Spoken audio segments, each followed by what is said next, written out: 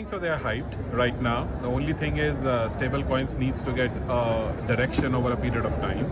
Right now, there is a tremendous possibility for stable coins, particularly in the cross-border payments, predominantly in the unbanked markets, because the value is fixed and there are, less dependency on the conventional banking channels.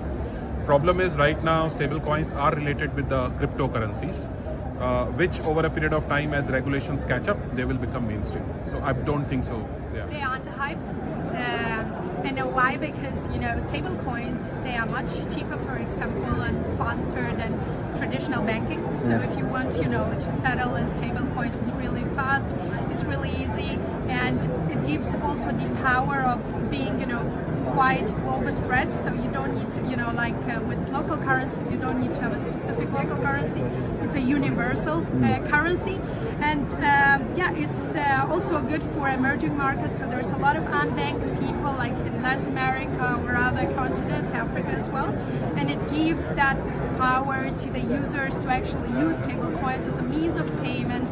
Also, it helps for cross-border payments as well, remittance. People can send their friends stable coins, USDT, USDC. It also helps with inflation, because the local currency, the inflation sometimes can be very high, while with stable coins there is no inflation, so it's actually stable. So I think that they're getting the attention they actually deserve, because they can solve cross-border challenges, but I wouldn't go so far as to say they're underhyped. The solution for everything, right? And as a company, we build rail-agnostic solutions for customers. So we will always need fiat rails, we'll always need card rails, and stablecoins are a part of that evolution for us to add in stablecoin rails for customers, because there are markets where it's very hard to send funds. It might take 5 or 6 days, but actually using stablecoins, you can send it instantly. For example, the UK faster payments, I don't see any use case for needing a stablecoin in that flow, but there are lots of use cases globally. So I think there is the need to have them in your portfolio. I think they could be. I think areas are overhyped. I think there's a big ecosystem that goes with stablecoin.